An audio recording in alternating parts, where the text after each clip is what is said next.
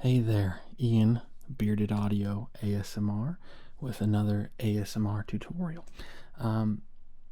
Recently, Audacity has come under fire. There's new management.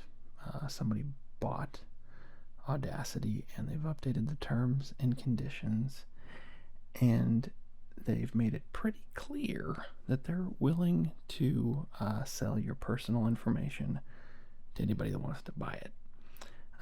Now, there's a lot there. Number one, how much personal data could Audacity actually have on you? I have no idea. As far as I know, they have like my email address. If you're already on Twitter, TikTok, Facebook, Google, your information is already being bought and sold. So,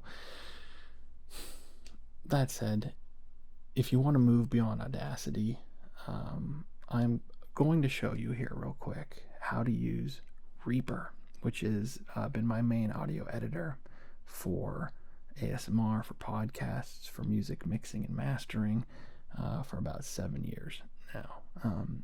I love it. I'm going to keep it super simple. This is an introductory video. You'll be able to record, EQ, compress, put a limiter on your channel, also show you how to normalize, and then export it. That's it. We can expand on all that later, or I would recommend a channel called The Reaper Blog with John Tidy. I have learned a lot with him. He has a video for every update that comes out with Reaper, and there are a lot, which is something you'll need to get used to if you're with Audacity. Audacity's had like an update in the past 4 years. Reaper has them constantly and oftentimes with pretty major changes, good changes. All this said, let's hop into Reaper and take a look at how to record for ASMR and also voiceover work too. This will work for that too.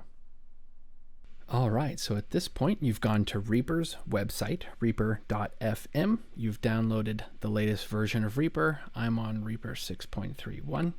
You've opened it up and you are looking at this kind of almost blank screen. Like, what is this over here? What is this? What do these buttons do up here? Don't worry about that. I'm going to show you again how to add a track, record, EQ, compress, do a limiter, normalize as well, and export it. Okay, and we'll worry about learning all the other stuff later. All right, for now, this is just get in, get out, record. Control T or Command T will create a new track, or double click in this area and you can add as many tracks as you want. You can go nuts.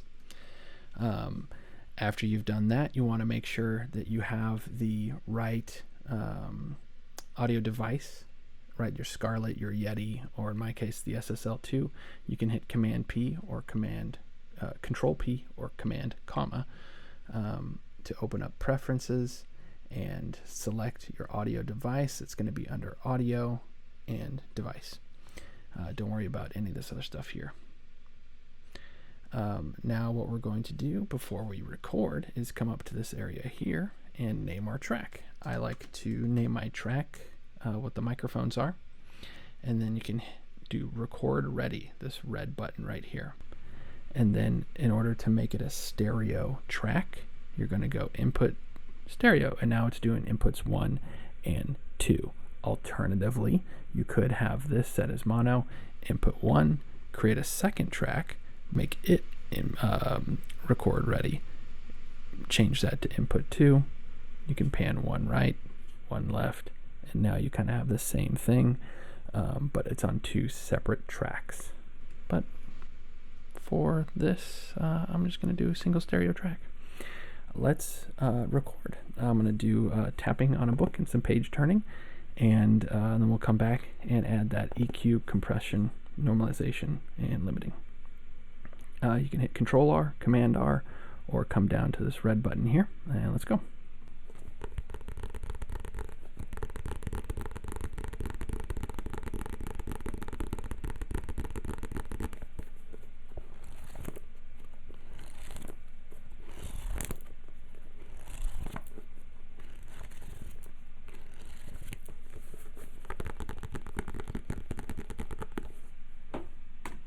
I've hit spacebar to end the recording.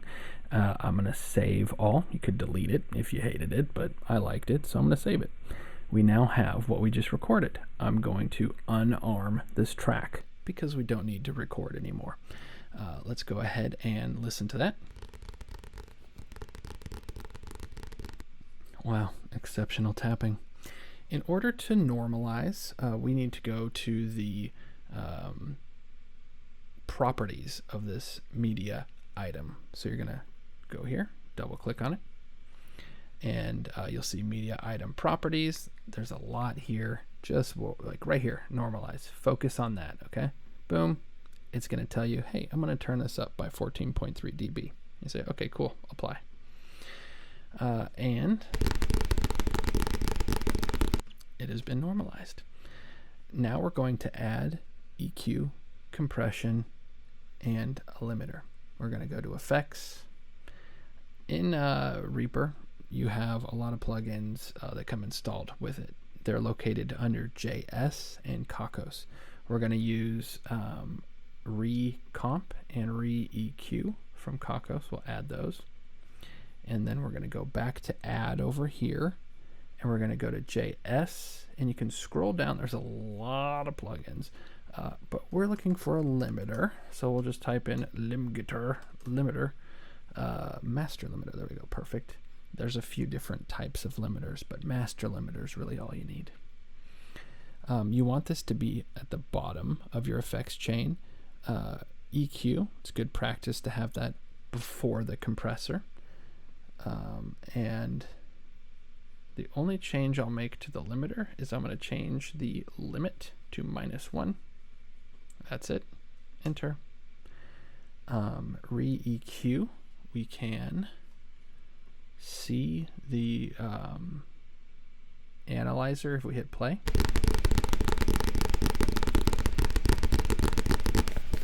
You can kind of see where all the frequencies are across the whole spectrum. To start off, you can just click and drag this guy down and kind of get rid of some of the low end. Your refrigerator hum or cars driving by. You might drag it up a little higher for all that. And then you can click and drag these around while you listen to it to hear what they're doing.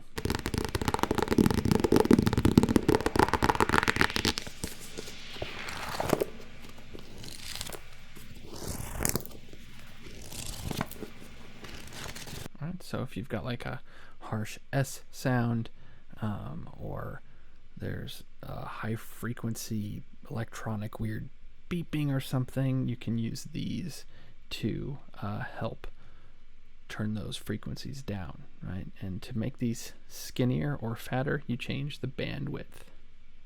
For example, if I hit play again, you'll notice right here there's that weird spike at about 20,000 hertz. I see that. I think I don't like that, even though most people probably can't even hear it. And I'll do that. All right, you've EQ'd your track now. Congratulations. Now we're going to move on to a compressor. This is not a pretty to look at compressor, but it is a pretty good compressor. And since we have some tapping, I think compression is a good idea. You really only need to worry about the ratio and then your threshold. All right. So let's increase the ratio over here. You can use the slider if you want to, or I'll just type in 3. I think 3:1 is generally pretty good. Oof, not 59:1, 3:1. There we go. And then as we hit play, we'll lower the threshold, and you'll see over here how much of it's being compressed. All right.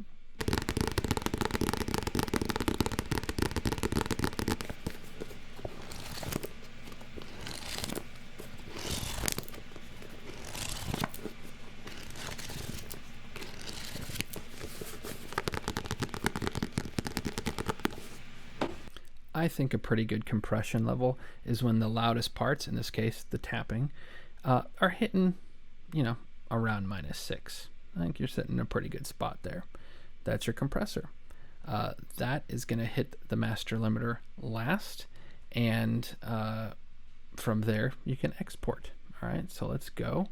to File, up on the top left here, I think, where I'm screen recording. You can't see where it says File, but File, Render. And here is where you can tell it to render. Generally, entire project should be fine. That's just going to it's going to render everything that you have out to the last bit of it here, and then it's going to add 1 second or 1,000 milliseconds of just blank to the end of it. You could tell it not to do that if you want to. You're going to pick where you want it to render to, whether it's a hard drive or your documents folder. Here's where you can tell it what sample rate you want it to be. I found actually 48 is probably the most common. And then you can say whether you want it to be a waveform, AIF, MP3, all sorts of stuff. Wave should be fine. And then you hit render. It'll render it out where you want it.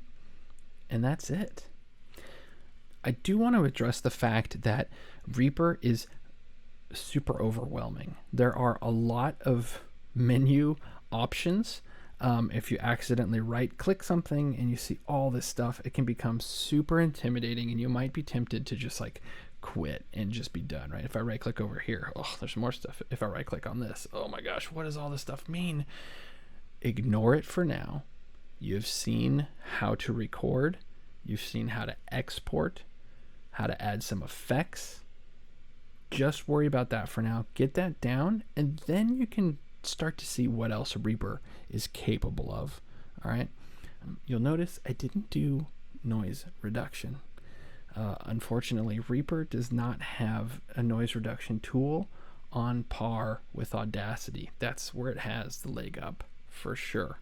I'm going to show you now real quick an alternative that you can often find on sale for $30. It's made by Izotope, and it's called RX8. I have RX7. I need to upgrade at some point. But there's a specific plugin that comes with RX8 elements called Voice Denoise, and it is awesome. So I'm going to go up to Effects again. I'm going to hit Add, and I'm going to search for Voice. And it's not under JS. If I hit all plugins, you'll see RX7 Voice Denoise. I'm going to add it first in the chain because I want to denoise before I do anything else. And let's listen. Okay, let's turn it off. Turn it back on. I can reduce it more or less. And really, that's all you need to worry about. Like, it is the easiest thing to use in the world. You can hit learn if you have a specific, 5 or 10 seconds of just room tone. You can turn off adapted mode, hit play, tell it to learn, and then it'll have that noise profile learned. Oftentimes, adaptive mode works just fine, and then you can tell it how much you want it to reduce. I highly, highly, highly recommend that. If you want to learn more for Reaper specifically for ASMR, leave a comment and tell me, and I will spend more time in this to show you how I use Reaper to edit my ASMR videos. All right. Hopefully you found that helpful. By all means, please comment, reach out to me on Twitter at BeardedASMR. I'm an open book, always happy to answer questions that you might have. Reaper, again, can be very intimidating when you first start using it, but it's worth putting the time and the effort into learning how to use. So again, thank you so much for watching, and I'll see you next time.